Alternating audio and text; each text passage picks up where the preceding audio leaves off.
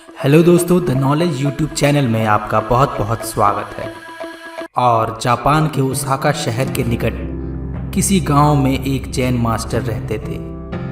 उनकी ख्याति पूरे देश में फैली हुई थी और दूर दूर से लोग उनसे मिलने और अपनी समस्याओं का समाधान करने आते थे। एक दिन की बात है, मास्टर अपने एक शिष्य के साथ सुबह सुबह सैर कर रहे थे कि अचानक एक व्यक्ति उनके पास आया और उन्हें भला बुरा कहने लगा। उसने पहले तो मास्टर के लिए बहुत से अपशब्द कहे, पर बावजूद इसके मास्टर मुस्कुराते हुए चलते रहे। मास्टर को ऐसे करता देख वह व्यक्ति और भी क्रोधित हो गया और उनके पूर्वजों तक को भी अपमानित करने लगा। पर इसके बावजूद मास्टर मुस्कुराते हुए आगे बढ़ते रहे। मास्टर पर अपनी बातों का कोई असर ना होते हुए देख अंततः वह व्यक्ति निराश हो गया और उनके रास्ते से हट गया। उस व्यक्ति के जाते ही शिष्य ने आश्चर्य से पूछा, मास्टर, आपने भला उस दुष्ट की बातों का जवाब क्यों नहीं दिया? और तो और आप मुस्कुराते रहे। क्या आपको उसकी बातों से कोई कष्ट नहीं पहुंचा? ज़ेन मास्टर कुछ नहीं बोले और उसे अपने पीछे आने का इशारा किया। कुछ देर चलने के बाद वे मास्टर के कक्ष तक पहुंच गए। मास्टर बोले, तुम यहीं रुको, मैं अंदर से अभी आया। मास्टर कुछ देर बाद एक मैले कपड़े लेकर बाहर आए और उस शिष्य को थमाते हुए बोले, लो, अपने कपड़े उतार कर इन्हें धारण कर लो। कपड़ों से अजीब सी दुर्गंध आ रही थी और शिष्य ने उन्हें हाथ में लेते ही दूर फेंक दिया। मास्टर बोले, क्या हुआ? तुम इन मैले कपड़ों को नहीं ग्रहण कर सकते ना? ठीक उसी तरह मैं भी उस व्यक्ति द्वारा फेंके हुए अपशब्दों को नहीं ग्रहण कर सकता।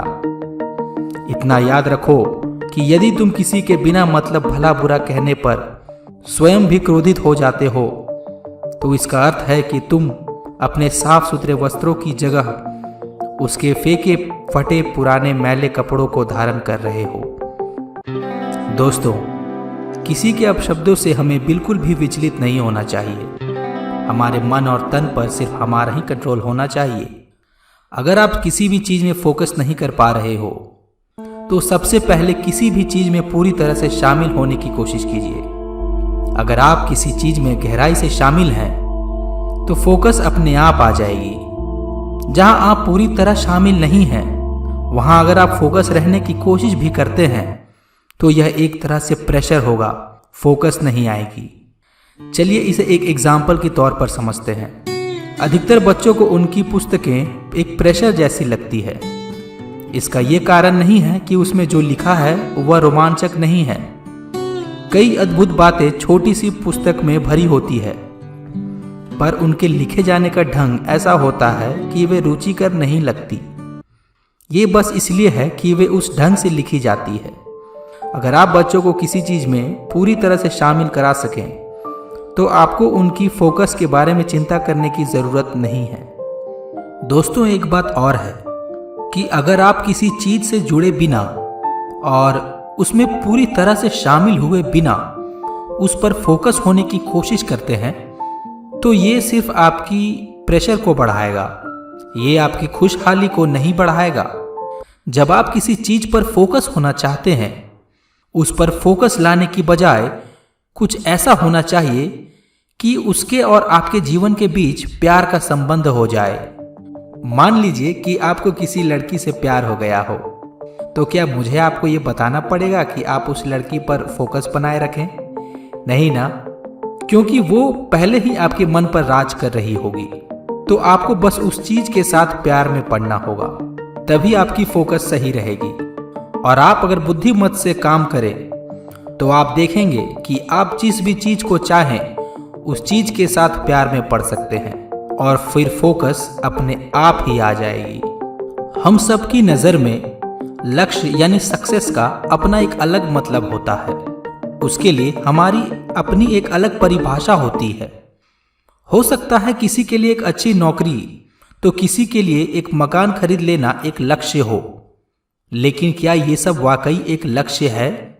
तो आपको ये जानकर खुशी होगी कि एक खास तरह का मानसिक फोकस रखकर आप अपने जीवन में कुछ चीज़ों को हासिल कर सकते हैं, लेकिन वास्तव में उपलब्धि होती क्या है, इसे हमें फिर से परिभाषित करने या कहीं की समझने की ज़रूरत है। इसे कोई उपलब्धि मत समझिए कि मैं नए मॉडल की कार खरीदना चाहता था और मैंने वो ले ली। दरअसल यह तो होना ही था, क्योंकि बाजार आपको 0% ब्याज दर पर कार खरीदने के लिए कर्ज दे रहा है। जो चीज़ आप चाहते हैं वो अगर आपको मिल जाए तो इसका यह मतलब नहीं कि आपने कुछ हासिल कर लिया या यह आपकी कोई उपलब्धि है। जीवन में ऐसी बहुत सी भौतिक चीज़ें हैं जिन्हें आप पाना चाहते हैं, जैसे कि आपने कहा करियर, रिश्ते या फिर सामुदायिक परियोजनाएं यानी कम्युनिटी प्रोजेक्ट्स। हालांकि ये प्रोजेक्ट्स भी एक तरह का करियर ही है। इसे एक उदाहरण से समझते हैं। एक ऑटो रिक्शा 3 लोगों को बैठा सकता है, लेकिन वास्तव में वह 10 लोगों को ढोता है। उसका ड्राइवर किसी तरह से इधर उधर से खींचता हुआ उस पहाड़ी पर चलाता है और उसकी चोटी पर पहुंच जाता है। ऊपर पहुंचकर उसे यह किसी उपलब्धि की तरह लगता है। इस उपलब्धि का जश्न मनाने के लिए वह इंजन को बंद कर एक कप चाय पीने बैठ जाता है। यह चीज उसके लिए यह निजी या आर्थिक तौर पर महत्वपूर्ण हो सकती है, लेकिन यह कोई उपलब्धि या बड़ी सोच नहीं है। यह बस एक तुच्छ इच्छा है जिसे कई दूसरे तरीके से भी पूरा किया जा सकता था। इसलिए आप अपनी इच्छाओं को जीवन का लक्ष्य मत बनाइए। इसे कोई उपलब्धि मत समझिए कि मैं नए मॉडल की कार खरीदना चाहता था और मैंने वो ले ली। एक इंसान के तौर पर या एक जीवन के तौर पर अगर हम खुद को बड़ा बनाते हैं तो फिर हम शहर में हो या किसी पहाड़ पर अकेले बैठे हों, हम शानदार महसूस करेंगे।